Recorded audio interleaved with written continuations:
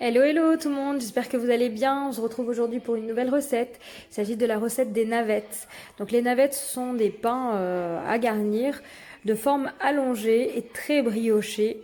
Voilà, donc parfait pour nos tables apéritives. Donc pour cette recette, on aura besoin de 350 g de farine. Donc ici, je les ai déjà mis dans la cuve de mon robot. Donc c'est de la type 55. On aura besoin de 225 g de lait, d'un sachet de levure déshydratée, donc ici il y a 11 g dedans. Si vous utilisez de la levure fraîche, il faudra utiliser 15 g. Ici on a 15 g de sucre, 60 g de beurre et 10 g de sel. Donc dans la cuve de mon robot, j'ai déjà ma farine. Je vais ajouter mes 225 g de lait avec donc le sucre.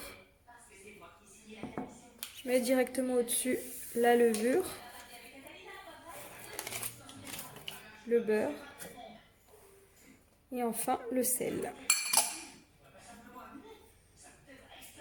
Et c'est parti, on va pétrir pendant 3 minutes. Je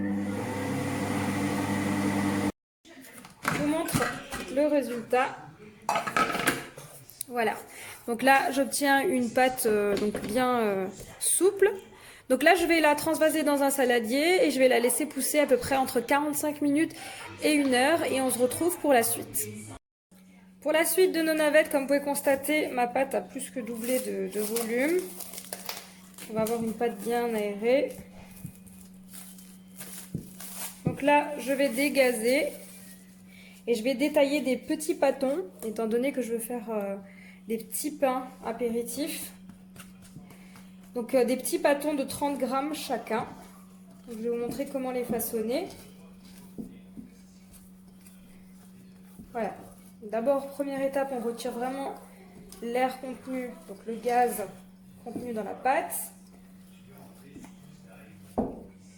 Et là, je vais créer des pâtons. Donc pour ça, je me munis d'une balance et je viens peser des pâtons de 30 g chacun. Alors, étant donné qu'on a dégazé la pâte, ça va vous paraître très peu, voilà, c'est ce que ça représente 30 g. Mais vous allez voir, ça va bien gonfler, donc respectez bien les grammages si vous voulez obtenir le même résultat que moi. Voilà, donc là, je vais détailler des pâtons de 30 g avec l'ensemble de la pâte et je vous retrouve pour le façonnage. Voilà, ici, j'ai détaillé l'ensemble de mes pâtons, donc en boules de 30 g chacune. Donc je vais vous montrer comment façonner. Donc vous prenez votre pâton, vous lissez le dessus, vous retournez votre boule, vous soudez les bords en faisant des petits pincements comme ça. Donc là on a une boule et ensuite on va former quelque chose, on va donner une forme ovale. Donc je viens sur mon plan de travail, très légèrement rouler comme ceci. Et je dispose ensuite ça sur une plaque de cuisson, donc je vais vous montrer laquelle j'utilise. Personnellement, j'utilise une plaque perforée avec la toile de cuisson Silpin de chez Guy Demarle. Voilà, pour moi, c'est l'idéal pour faire cuire ce type d'apéritif. Donc je vais terminer de former mes navettes avec l'ensemble de mes pâtes et je vous retrouve tout à l'heure pour la suite. Une fois que vous avez façonné l'ensemble de vos navettes, vous couvrez et vous laissez reposer 30 minutes et ensuite on pourra dorer à l'aide d'un pinceau, donc du jaune d'œuf mélangé avec du lait et on enfournera. Voilà pour la suite. Donc après 30 minutes de pause, ici j'ai 2 jaunes d'œufs mélangés avec un tout petit peu de lait. Je vais venir badigeonner de ce mélange jaune d'œuf et lait. Vous pouvez choisir de rajouter des graines à la surface de votre pain. Donc moi je vais mettre du sésame noir, ça reste bien sûr purement facultatif. Voilà, donc je vais faire ça et ensuite on va enfourner dans un four préchauffé à 200 degrés en chaleur tournante. Et pour le temps de cuisson exact, je vous le donnerai en fin de vidéo.